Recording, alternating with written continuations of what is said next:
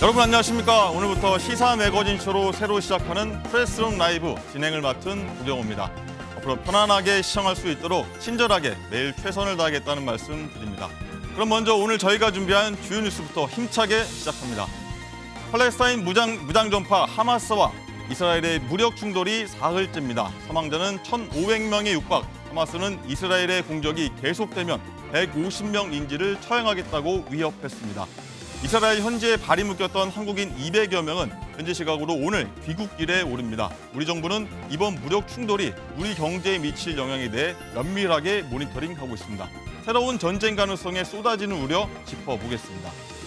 내일 강서구청장 보궐선거를 앞두고 여야는 총력 유세에 나서고 있습니다. 민주당 이재명 대표는 병원 퇴원 직후 현장 지원에 나섰는데 국민의힘은 이를 두고 얄팍한 꼼수라고 비판했습니다. 오늘 21대 국회 마지막 국정감사도 시작돼 다음 달 8일까지 24일 동안 진행됩니다. 여야 대치가 가파른 데다 내년 총선까지 맞물려 어느 때보다 치열한 주도권 다툼이 예상됩니다. 정치권 상황 자세히 들여다보겠습니다.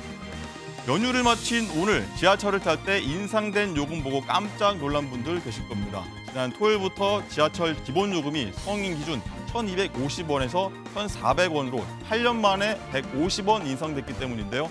주요 지자체 택시 요금까지 올해 대중교통 요금이 줄줄이 인상돼 시민들 부담이 커지고 있습니다. 잠시 후 오늘의 가장 궁금한 뉴스 5궁금으로 프레스룸 라이브 시작하겠습니다.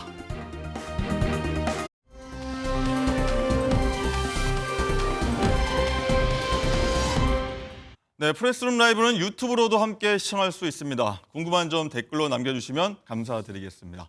그럼 사흘째 계속되는 이스라엘 팔레스타인 하마스 무력 충돌 소식부터 전해드리겠습니다.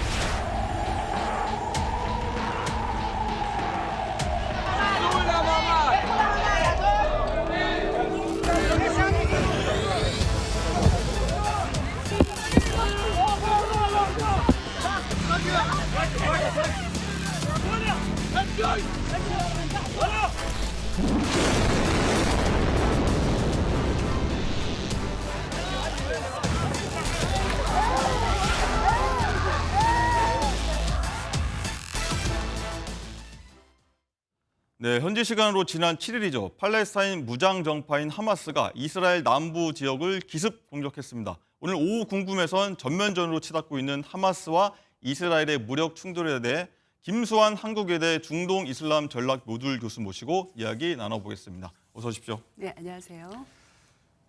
네, 우선 이 상황부터 짚어보겠습니다. 지금 이 충돌을요 두고선 전 세계에서는 이스라엘판 9.11라고도 보도를 하고 있는데요. 현장의 처참한 모습들이 SNS상에서 많이 유포되고 있는데 민간인들의 피해가 일단 엄청나다고 들었어요. 맞습니다. 이스라엘 측과 하마스 측 양쪽으로 민간인 피해가 굉장히 엄청난데요. 지금 오늘 한 1시간 정도 집계된 통계에 보면 양측의 사망자가 총 한 1,500명 넘는 걸로 집계가 되고요. 부상자는 뭐 한 6천여 명 넘게 부상을 당한 걸로 지금 통계가 나와 있고요. 아마 이런 사망자나 그 부상자들 통계가 수치가 점점 더 증가할 것으로 생각됩니다. 그렇죠. 좀 안타까운 일인데 네. 현재 하마스 측이 이제 150명 가량을 인질로 잡고 있다 이런 얘기가 지금 나오고 있습니다. 어떤 의도로 이제 민간인을 좀 잡아서 위협하고 있다 이렇게 좀 해석을 해야 될까요? 네, 하마스가 이번 공격으로 인해서 외국인 포함한 이스라엘 유대인들 한 150명 납치해서 억류하고 있는 걸로 알려지고 있는데요. 아마 두 가지 측면에서 분석을 할 수가 있겠습니다. 첫 번째는 아무래도 인질을 잡고 있으면 지금 현재 그 인질들의 위치가 가자 지구 내에서 정확하게 파악되지 않고 있거든요. 그렇게 된다면 이스라엘 정규군에 대한 공격을 좀 저해시킬 수 있는, 막을 수 있는 어떤 방어용, 인간 방패용으로 사용할 수 있다는 첫 번째 목표가 있고요. 두 번째는 아무래도 또 인질 그 맞교환. 왜냐하면 지금 이스라엘 감옥에 죄수로 팔레스타인 죄수가 한 5,250명 정도 지금 감옥에 갇혀 있다고 해요. 네. 그래서 이전에도 2006년이나 2011년에 그 이스라엘 병사를 납치해서 또 팔레스타인 죄수와 함께 맞교환한 그런 사례가 있거든요. 네, 그래서 이번에도 아마 그 죄수들과 또 이 납치된 인질들을 서로 맞교환한 그런 목표가 있는 것 같습니다. 여러 가지 좀 해석이 있을 수 네. 있습니다.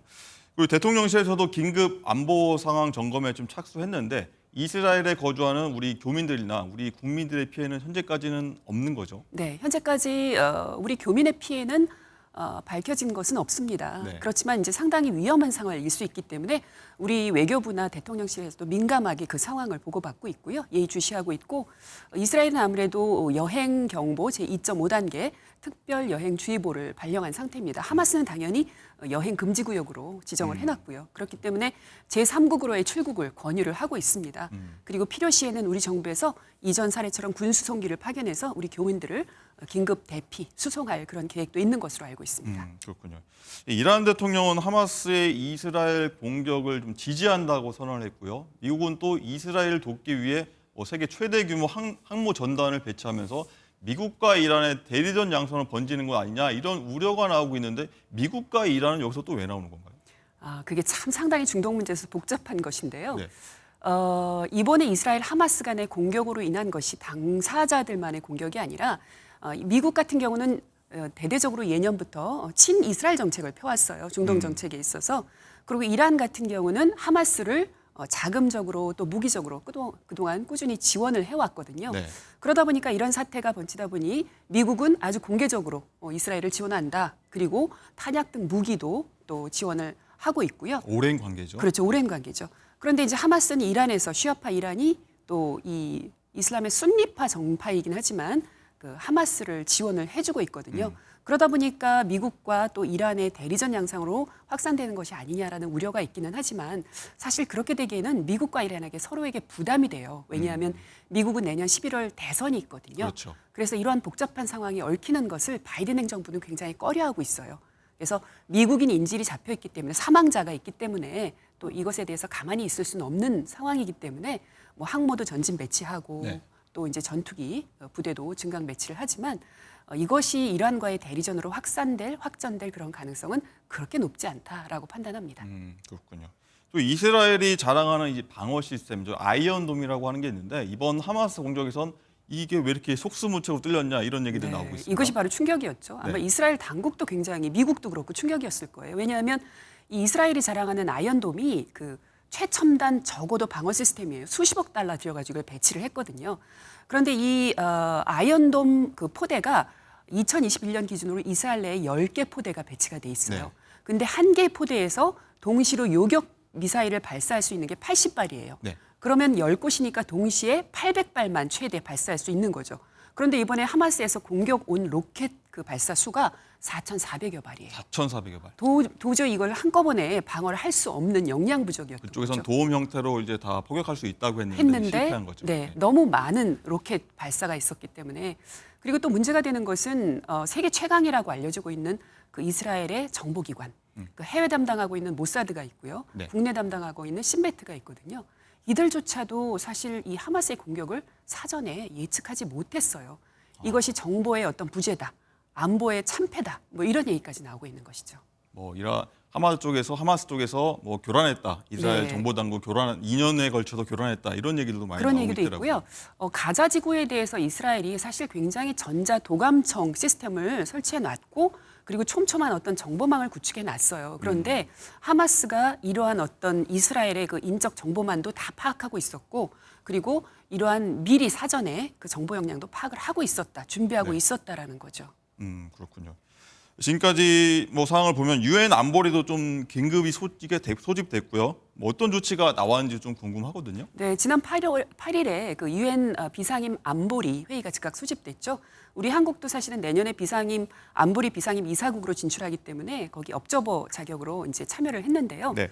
15개 국가가 모여서 이 하마스의 이스라엘 공격에 대해서 비난의 목소리를 냈습니다. 그렇지만 이제 전 15개 국가가 다 100% 비난한 건 아니라고 알려지고 네. 있어요. 하지만 논의가 됐고 민간인 희생에 대해서는 많은 우려를 자아냈는데 결정적으로 성명문 채택이라든지 이런 즉각적인 조치는 없었어요. 네. 그렇군요. 지금까지 현재 상황 짚어봤고요. 사실 가장 궁금한 게 도대체 하마스가 어떤 조직이냐 이런 건데 알기 쉽게 설명 좀 부탁드리겠습니다. 네, 하마스가 1980년대 처음에는 정파가 아니었어요. 네. 그냥 무장 조직이었거든요. 무장 조직. 근데 이제 이스라엘 보시면은 동쪽의 서한 지구와 서쪽의 가자 지구라고 해서 이스라엘 내 팔레스타인 아랍 사람들이 모여 사는 곳이 있어요. 네. 사실 이스라엘이 거기 너희들 여기 지역에만 모여 살아라고 이렇게 지정해 놓은 건데 이스라엘 안에 섬처럼 안에서. 돼 있는 곳이죠. 그렇죠. 근데 그 중에 이제 가자 지구에 하마스 이 조직이 무장 조직이고 활동을 하다가 2006년 선거에서 파타하당이라고 팔레스타인 자치정부를 누르고 압승을 하고 이 정당으로서 자리매김을 합니다. 선출이 됩니다. 그때부터 이 가자 지구를 이 하마스 무장 정파가 실효적으로 통치를 하고 지배를 하기 시작한 거죠. 그렇군요. 지금 이스라엘이 전면적으로 이제 포위를 선언한 곳이 가자 지구라고 합니다. 지금 뉴스, 국제 뉴스, 해당 뉴스, 지역 뉴스 보면 항상 가자 지구 얘기 항상 많이 나오거든요. 네. 이 부분에 대해서 한번 설명 좀 해주시죠. 가자 지구가 말씀드린 대로 1948년에 이스라엘이 이 현재 이스라엘 땅에 건국을 발표를 합니다. 그런데 그때 당시 그 안에 살고 있었던 아랍 사람들이 있었어요. 그 사람들이 바로 팔레스타인 사람들입니다. 네.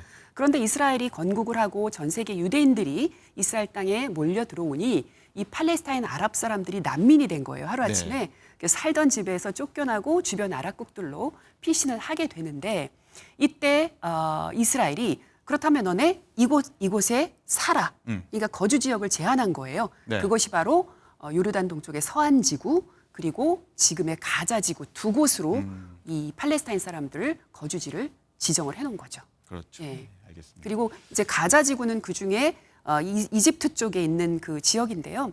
가자 지구에서 하마스가 아무래도 무장 정파로 굉장히 이스라엘의 대척점에 서서 강경하게 서로 공격하고 하다 보니 갈등을 빚다 보니 네.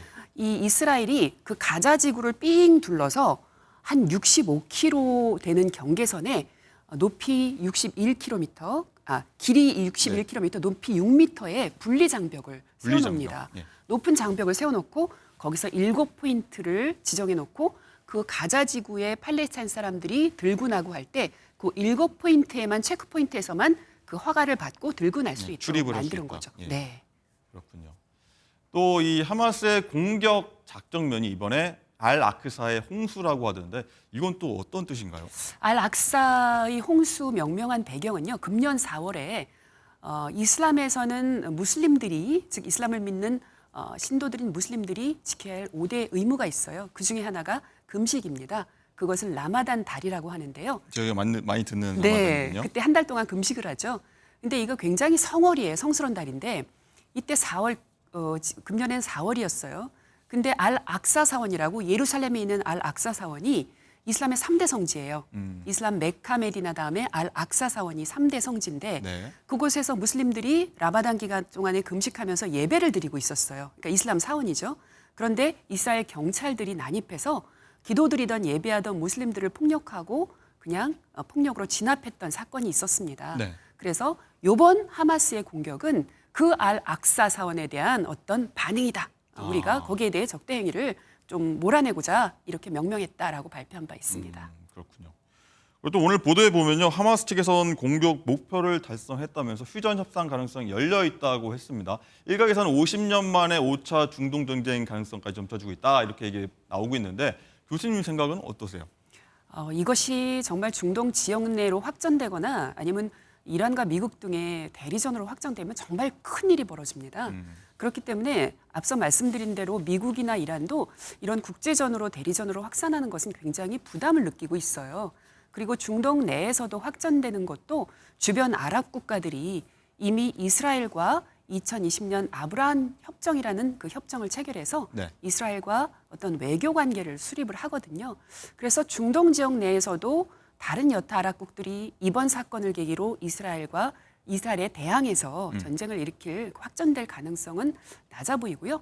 또 국제전으로 미국과 이란이 공식적으로 대대적으로 국제전을 치를 가능성도 그리 커 보이지는 않습니다. 확전되지 않기를 바라면서요. 네. 또 그동안 주춤했던 국제 유가가 이번 충돌로 인해서 4% 넘게 급등하는 모양새도 보였는데요. 여러 여파가 좀 있습니다.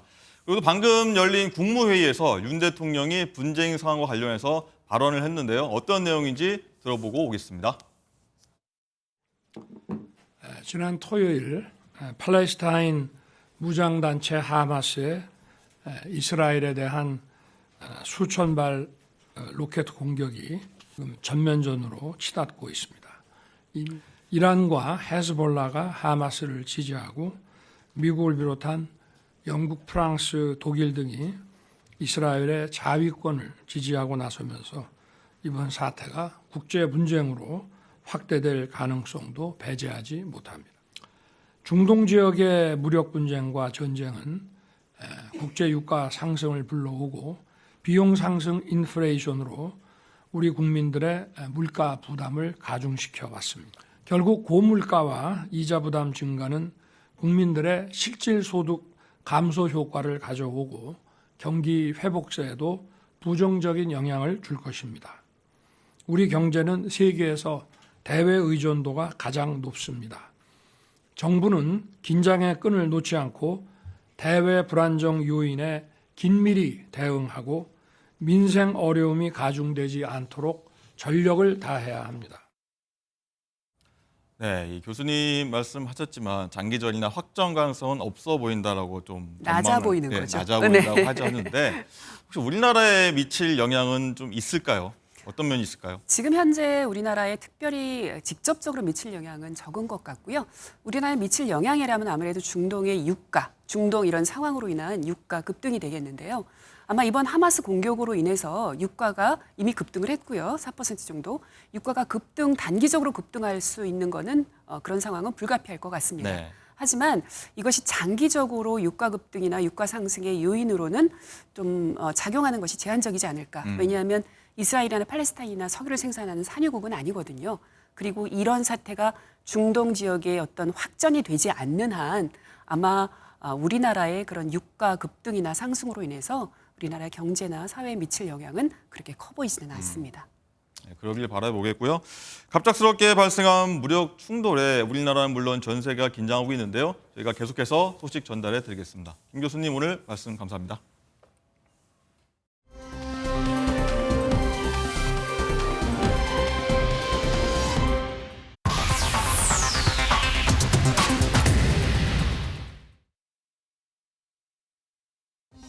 프레스룸 라이브 픽의 한혜연입니다. 먼저 첫 번째 픽입니다. 경기도 수원과 화성 일대에서 여성 3명을 폭행한 혐의로 10대 남학생이 구속됐습니다. 수원지법은 도망할 염려가 있고 소년이지만 구속해야 할 부득이한 사유가 있다면서 어제 구속영장을 발부했는데요. 해당 남학생은 과거 성범죄 전력이 있는 걸로 알려졌는데 부산 돌려차기 사건과 수법이 유사하다는 분석도 있습니다. 모방범죄 가능성을 배제할 수 없는 상황에서 경찰은 다양한 가능성을 열어주고 사건을 조사하고 있다고 밝혔습니다.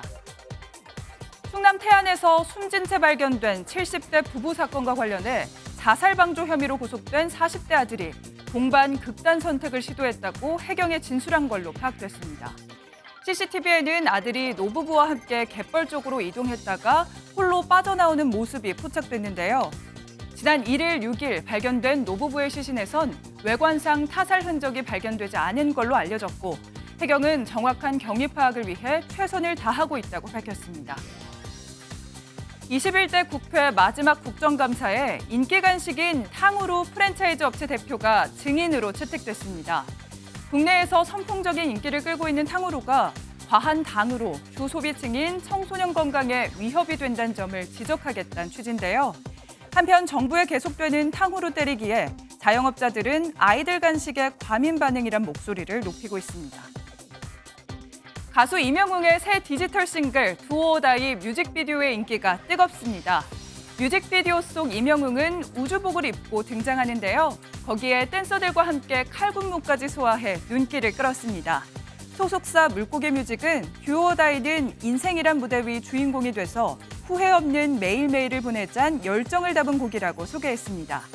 이명웅은 오는 27일 서울 올림픽공원 K스포돔을 시작으로 전국 콘서트 투어에 나설 예정이라네요. 지금까지 라이브픽이었습니다.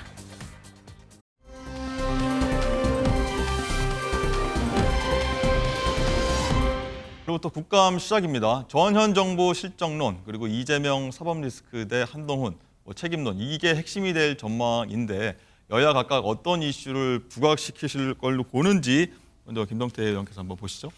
이번 국정감사는 이제 내년 이제 22대 총선을 앞둔 이제 마지막 국정감사가 되는 것이죠. 그렇기 때문에 이제 뭐 저희 당의 입장에서는 이제 전임 문재인 정부의 어떤 책임론을 이렇게 묻고 또 그걸 이제 시정 개선하기 위한 여러 가지 제도 개선에 지금 국정 운영의 기조에서 많이 그런 내용을 이제 반영을 시키고 있습니다만은 그런 것보다는 이제 지금 현재 여러 가지 글로벌 경제 위기 상황을 극복하기 위한 민생, 특히 이 지금 현재 전세 이런 세입자들의 이제 전세 보증금이 이제 떼이면서까지 이런 마지막 자기 주거 공간도 날아가 버리는 그런 암담한 세상이 됐거든요. 네. 그러니까 철저하게 서민들, 민생들의 삶을 뒷받침하고 이걸 또 이 사람들이 더 이상 나락에 떨어지지 않도록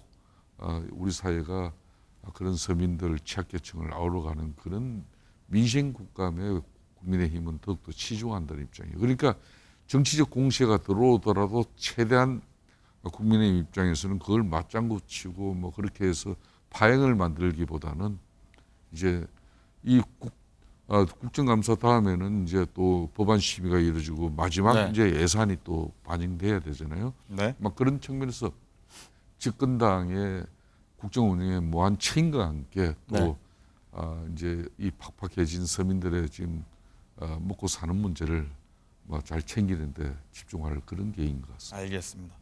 정수석께서는 뭐 야당은 어떤 쪽에 좀 집중해야 될 걸로 보세요? 예, 뭐 일반적으로 보면은 이제 떠 있는 말초적인 이슈로는 이제 후쿠시마 오염수 문제는 여전히 해결이 안 돼 있는 상황이니까 후쿠시마, 예.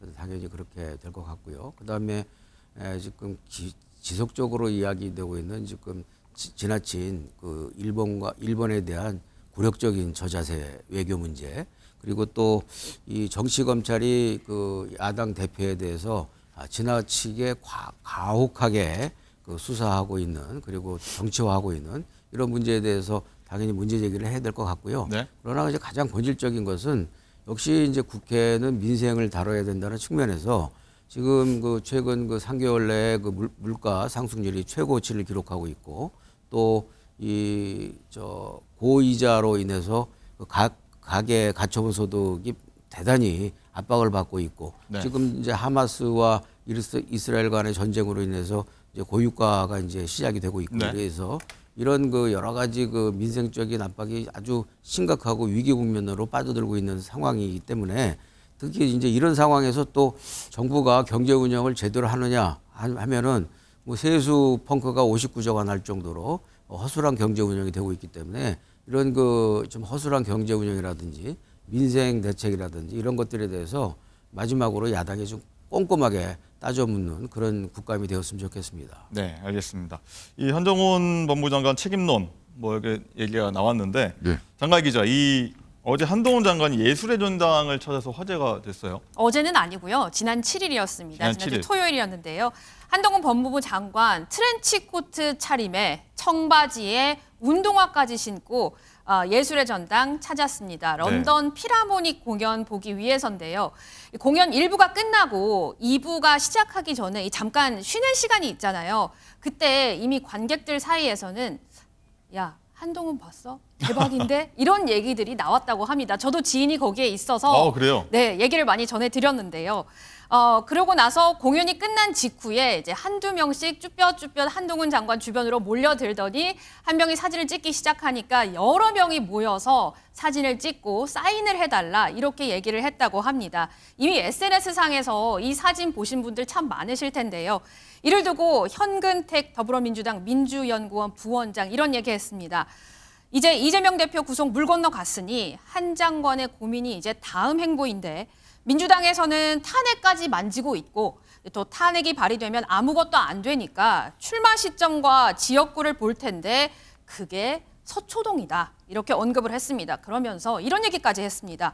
문화생활을 집에서 조용히 위스키 한 잔 마시면서 해도 되는데 대중에게 굳이 얼굴을 보인다는 것 서초, 강남 염두에 두고 있는 것 아니냐 이런 얘기까지 했습니다. 네, 이 한정환 장관의 행보를 두고서 뭐 총선을 위한 행동이냐 아니면은 단순히 문화생활을 한 거냐 뭐 이런 얘기가 계속 나오고 있습니다. 네. 전수석은 뭐 어느 쪽에 무게를 두십니까? 저는 문화생활의 일부라고 생각합니다. 어. 그 한동훈 장관에 대해서 저렇게 지나치게 과도하게 관심을 언론에서 주는 것 자체가 네. 한동훈 장관 키워주기라고 생각하고요.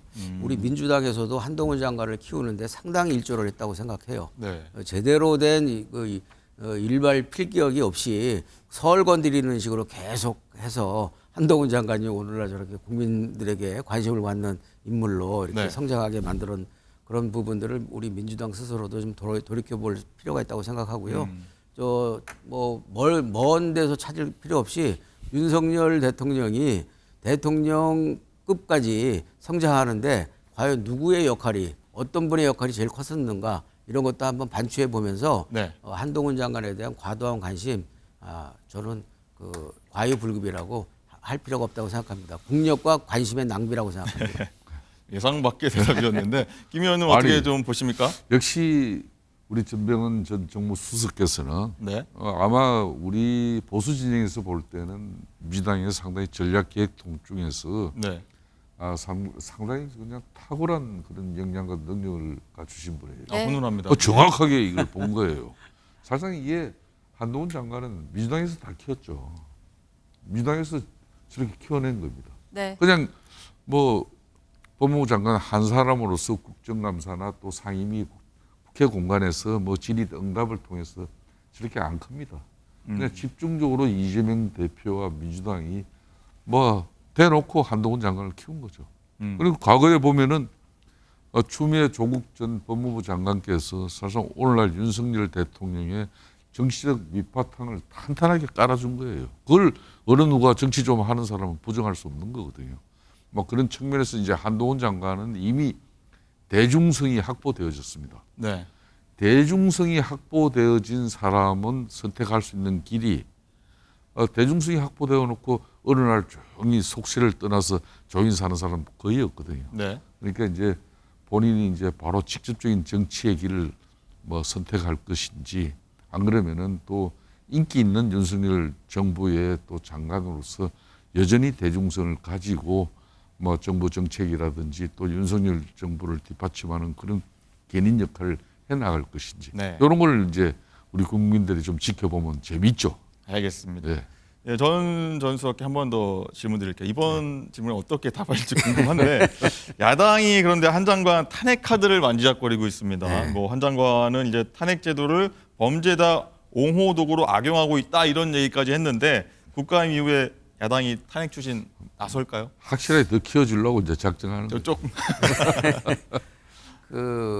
제가 볼 때는 우리 민주당 지지자들 입장에서는 네. 탄핵을 10번 해도 속이 불편하고 분이 다 안 풀리겠죠, 사실은. 네. 그러나 그럼에도 불구하고 현실적으로 볼 때 한동훈 장관을 탄핵을 진행을 하게 된다면 오히려 한동훈 장관을 결정적으로 또 한 번 업그레이드 시켜주고 키워주는 결과가 될 것이다. 그래서 제가 만약에 의사결정권자이고 현역 의원이라면 저는 팔을 걷어붙이고 말릴 생각입니다. 저는 그런 생각을 가지고 있어요. 탄핵을 하지 말자고. 탄핵을 10번 해도 부족하지만 네. 현실적으로 탄핵을 했을 때 그 효과가 이 한동훈 장관한테 상처가 되거나 흠이 되는 것이 아니라 한동훈 장관한테는 오히려 그것이 힘을 훈장처럼 키워주는 거다. 예. 그리고 대중의 관심을 더 끌게 하고 그리고 한동훈 장관이 장관의 격에서 한층 더 점프업하는 그런 계기로 악용될 소지가 대단히 많다. 결과적으로. 그래서 현실적으로 그런 좀 잘 이해타산을 네. 현실적인 수지타산을 좀 잘 따져서 해야지 무조건 밉다고 나쁘다고 그래서 분풀이하는 식으로 네. 이렇게 여러 가지 권한을 휘둘러서는 곤란하다.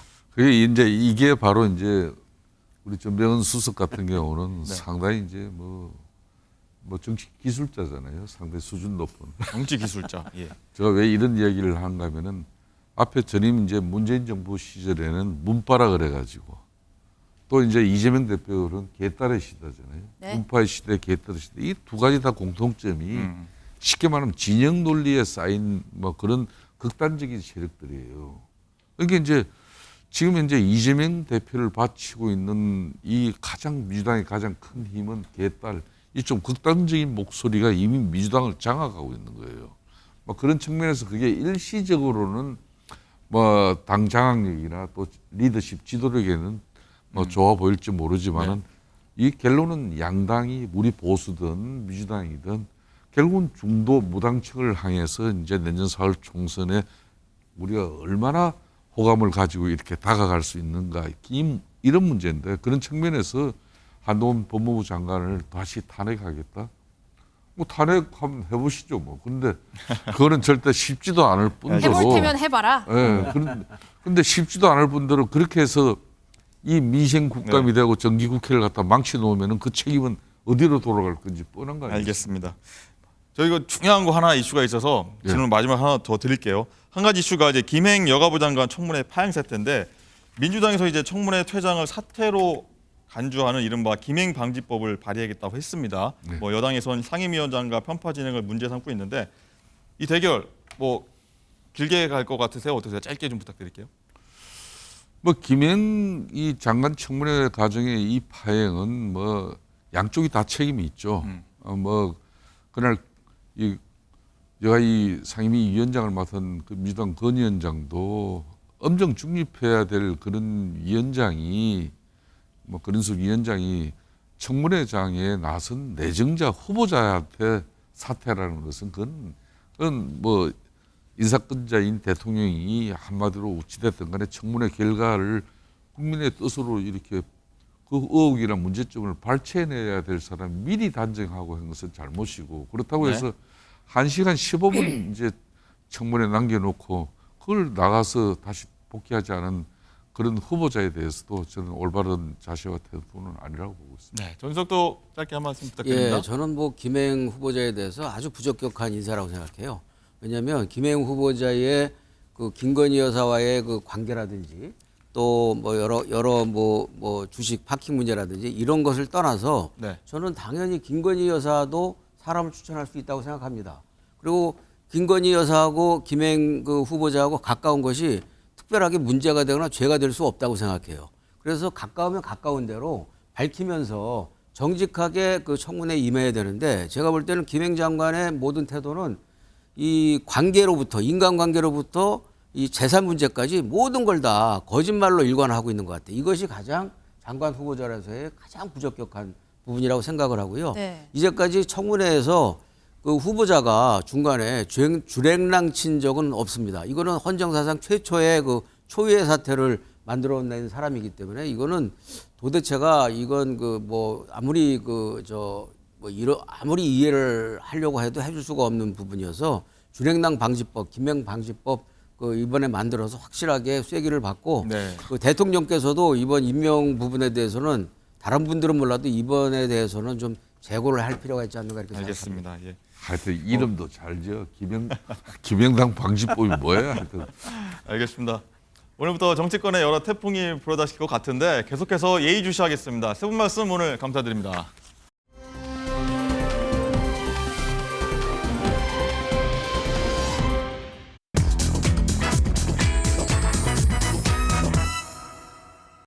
네, 항저우 아시안게임 16일간의 드라마 같은 승부를 펼친 끝에 우리나라가 종합 3위를 달성했습니다. 자세한 이야기 이유미 스포츠 전문 작가와 다뤄보겠습니다. 어서 오십시오. 네, 안녕하세요. 네, 메달이 전부는 아니지만 우리나라가 41년 만에 최저 금메달을 따낸 이번 아시안게임 어떻게 보셨어요?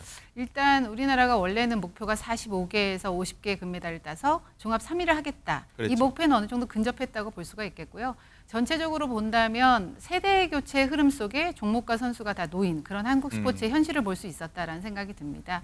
우리나라 한국 선수단의 MVP가 양궁의 임시현 선수와 수영의 김우민 선수였는데 이 선수 모두 2000년대생이거든요. 그렇죠. 그러니까 이 선수들이 이제 앞으로 우리 한국 스포츠를 이끌어 나갈 선수였다. 종목별로 본다면은 우리가 예전에 전통의 강세 종목이었던 뭐 레슬링이라든지 유도 이런 데서는 좀 부진한 반면에 그 수영에서 금메달이 6개가 나왔단 말이죠. 이런 것들 또 안세영 선수의 부상 투혼을 비롯한 안세영 선수 이관왕, 그러니까 한국 배드민턴의 부활 이런 것들이 뭔가 선수와 종목 모두 한국 스포츠가 세대 교체 흐름 속에 있다는 것을 확실히 보여준 대회였다. 이렇게 볼 수가 있겠습니다. 분위기가 좀 넘어가고 있다. 네. 이렇게 좀 볼 수 있겠네요.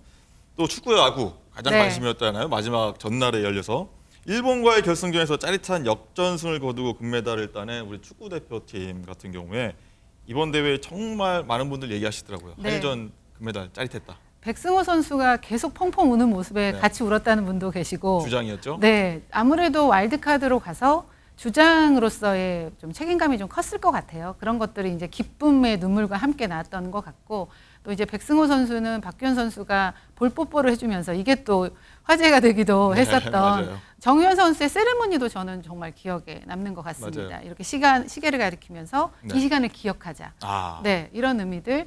뭐 이강인 선수의 익살스러운 표정들 이런 것들 모두 감동스러웠던 생각이 듭니다. 네. 이 숙명의 라이벌 일본을 이긴 황선홍호 소감 잠시 들어보겠습니다.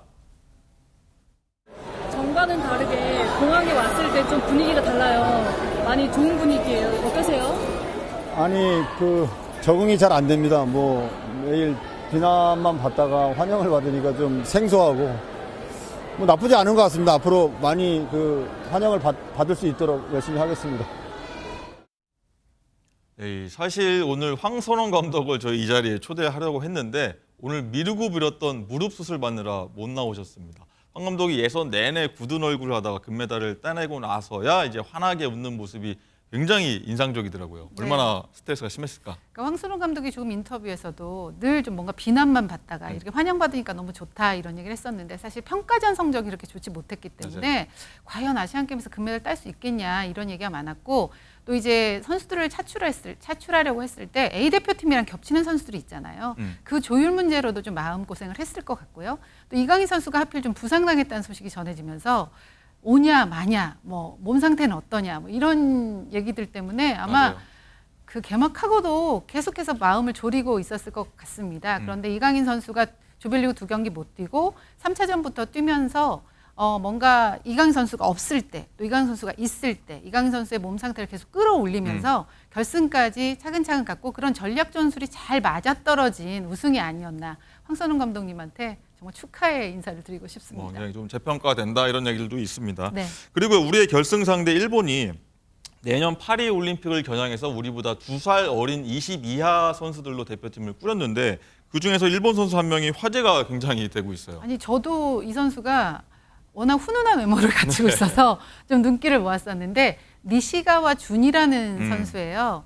2002년생이더라고요. 네. 근데 이미 이제 우리나라 팬들이 그 선수의 SNS에 몰려가서 K리그에 와서 뛰어줬으면 좋겠다. K리그요. 예. 이런 이야기를 할 정도로 좀 인기가 대단한데 어쨌든 이 선수가 말씀하셨듯이 일본이 아시안게임보다는 내년 파리올림픽을 겨냥해서 22세 이하 선수들 그러니까 와일드카드도 없이 이번 대회 임했거든요. 그러니까 아마 이 선수가 지금 투톱으로 뛴 선수인데 네. 아마도 파리올림픽에서도 우리나라와 경쟁할 수 있는 그런 상대가 될 것이라서 일본의 어떤 이런 전략들 일본이 사실 우리에게 결승에서 지긴 했지만 네. 선제골도 먼저 넣었고요. 그리고 가끔씩 보여주는 폭발력 있는 공격이 무서웠거든요. 그런 점은 한번 주목해 볼 만하다는 생각이 듭니다. 그리고요 이제 배드민턴 안세영 선수 얘기해 볼게요. 이번 대회에서 감동의 드라마를 쓴 선수잖아요. 이 갑작스러운 이제 무릎 부상을 경기 중에 당해서 어머니가 관중석에서 그만하고 기권해라고 소리친 게 굉장히 화제였는데 부상을 이겨내고 금메달 따서 감동을 안겨줬어요. 이 경기가 사실 축구 결승전이랑 시간이 맞물려 있어서 맞아요.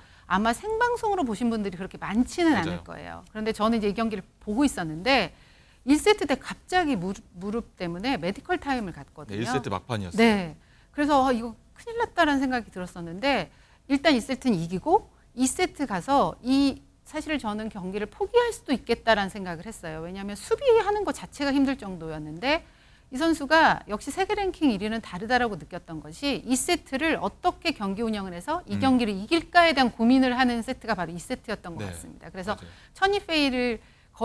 천이페이의 공격을 모두 다 받아내면서 이 선수의 체력을 다 소진시키고 네. 3세트에는 정말 수월하게 승리를 하는 정말 깜짝 놀랐습니다. 네, 깜짝 놀랐습니다. 정말. 그래서 와 세계 랭킹 1위의 위험이라는 것이 이런 것이구나. 안세영 선수의 이 투지와 이런 것들이 정말 돋보이는 그런 결승전이었다는 생각이 그렇군요. 듭니다.